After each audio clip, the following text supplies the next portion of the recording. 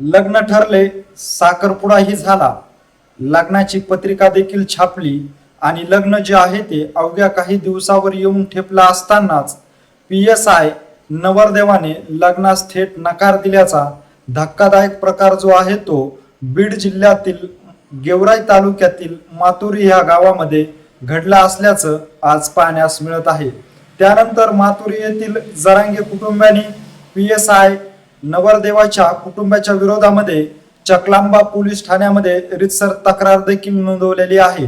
निंबाळकर आणि जरांगे ह्या कुटुंबाचा जो विवाह होता तो अगद्या काही दिवसावर येऊन ठेपला असतानाच PSI नवरदेव असलेले लिंबाळकर यांनी अखेर ह्या लग्नास का नकार दिलेला आहे, यामागचे सत्य कारण काय आहे तेच आपण ह्या पुढील व्हिडिओच्या माध्यमातून सविस्तर पाहूया।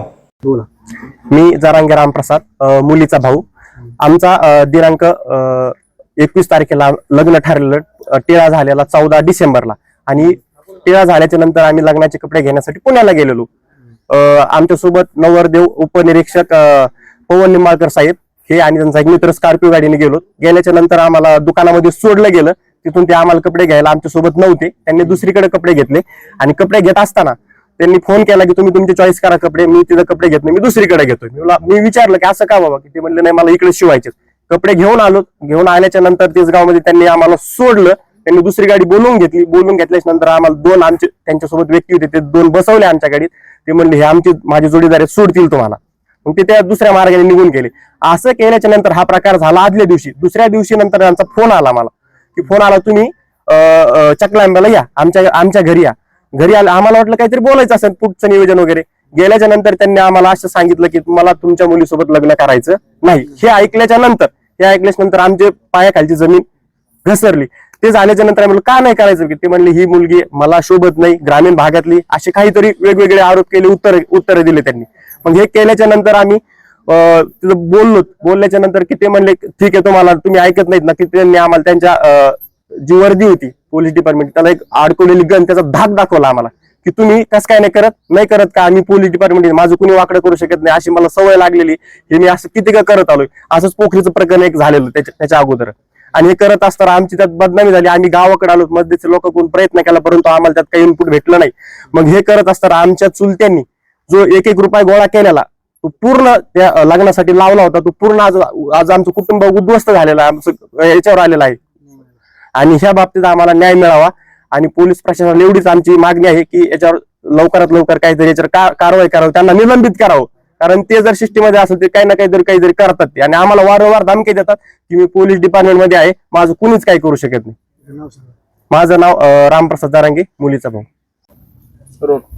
मामा, काय सांगाल? तुमच्या मुलीचा विवाह 21 तारखेला होणार होता, मात्र तुमची फसवणूक झालेली आहे, विवाह रद्द झालेला आहे, नवरदेवाने नकार दिलेला आहे, लाखो रुपये तुमचा खर्च झालेला आहे, संपूर्ण तुम्ही खर्च केला होता। तुमची आता मागणी काय आहे, कशा पद्धतीने फसवणूक झालेली आहे, दोघांची परस्परांविरुद्ध गुन्हे दाखल झालेले, तुमची नेमकी मागणी काय, एफआर बद्दल तुमचं म्हणणं काय? एफआर बद्दल म्हणणं आमचं असं आहे की आमच्या मुलीची जेणे आबरू घातलेली, आणि शासनाकडे आमची एकच मागणी, आमच्या मुलीला शासनाने न्याय मिळवून द्यावा।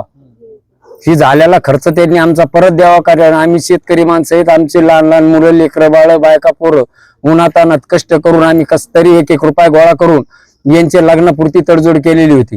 पण यांनी जसं जसं लग्न जवळ येईल तसं तसं काहीतरी बायपास काढून वेगळीच दिशा आम्हाला दाखवायला सुरू केली। आमची मुलगी आणि पुतण्या हे पुण्याला जायचे म्हणले, त्यांनी आट्टा असा धरला की मला पुण्यालाच कपडे घ्यायचे। तर मी म्हणलं जा बा, पुण्याला कपडे घ्यायला गेल्याच्या नंतर त्यांनी ते कपडे पुण्याला न घेता मुलीला आणि पुतण्याला एका दुकानात सोडून दिलं, आणि हे कुठेतरी आळंदीकडे निघून गेले। त्यांनी कपडे घेतले नाही, काही नाही। आमच्या पुतण्यानी त्यांना मोबाईलवर हे टाकलं की भाऊजी आम्ही अशा साड्या घेतल्या, तशा साड्या घेतल्या। ते म्हणले हो मी इकडेच घेतले, तर इकडेच शिवित असतो। तरी त्यांनी ते लग्न जमायच्या टायमाला साखरपुड्याला मी 7-7 ग्रॅमच्या 2 अंगठ्या घेतलेल्या आहेत। त्याच्यानंतर मी बस्ता बांधलेला आहे, 2 लाख रुपयाचा बस्ता आहे। लग्नासाठी बँड लावलेला आहे 50,000चा। हे 7-7 ग्रॅमच्या 2 अंगठ्या केलेल्या आहेत। हे साड्याचा बस्ता बांधलेला आहे, साड्या नाट्याचा। त्यानंतर बँड लावलेला आहे 50,000चा। त्यानंतर हे स्टीलचे भांडे घेतलेले आहेत 45 ते 50 हजाराची. त्यानंतर मुलीचे हे फर्निचर हे इथं बीडला घेतलेला आहे.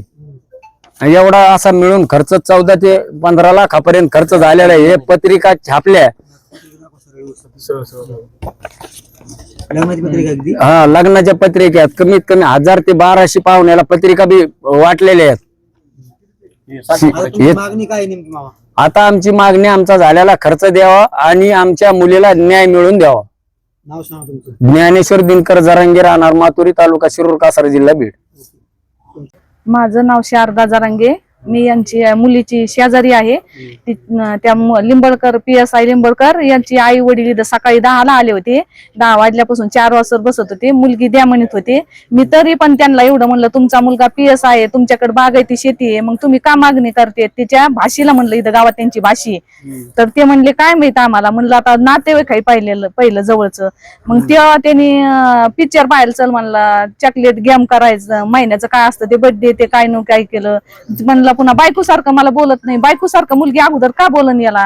यांनी फिरून आणली, इकडे तिकडे हिंडून आणली. पण हे PSI आहे, शासनाचा आपल्यासाठी आहे ना. याने असा धोका द्यायला नाही पाहिजे. गरीबाचा न्याय निवडणार आहे. पण हे स्वतः जर असं करायला लागल्यावर मग कसं व्हायचं?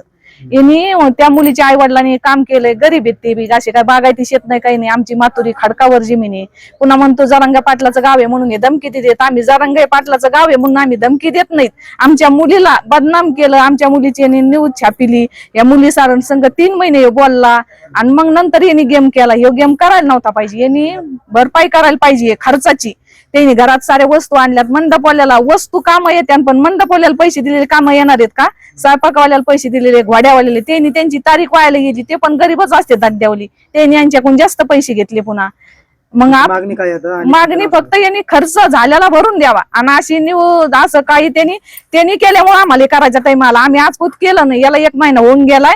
हे असं आम्ही छापील नव्हतं. आम्ही अगोदर काय म्हणलो होतं, त्याला याची बातमी पेपरला द्या. पण हे म्हणले नको, ते PSI आहे, आम्ही याची बदनामी नाही केली. पण हे जर आमची बदनामी करायला लागल्या मग आता आम्ही त्याच्यामुळे न्यूजला दिलं. आम्हाला द्यायचं पण नव्हतं. माझं नाव शारदा जरांगे. भावना काय आता, आम्ही इतका खर्च 1-1 रुपया जमा केलेला आहे. इतका खर्च झाला आमच्या, असा जीवाला धक्का बसला. असं एक घटना घडली. सारं झालत, लग्न 8 दिवसावरच आलत. आमचे सारे लेकर बाळ सारे हे दिनालेवानी बसले. मग हे असं हे करायला नव्हतं पाहिजे. पुढे आता काय काय? शासनाने याला सजा दिली पाहिजे, काहीतरी केलं पाहिजे. आमचा खर्च द्यावा ह्याने. हा पोलीस यांनी असं करायला नव्हतं पाहिजे. पोलीस लोकच असे करायला लागले. आम्ही काय करायचं गरीब लोकांनी? आता तुमची मागणी काय आहे? मागणी काही नाही. त्यांनी आमची इच्छा म्हणजे एवढे पैसे देऊन टाका आमचे. आणि 1-1 रुपया जमा केलेला 25 लाख रुपये जमा केले.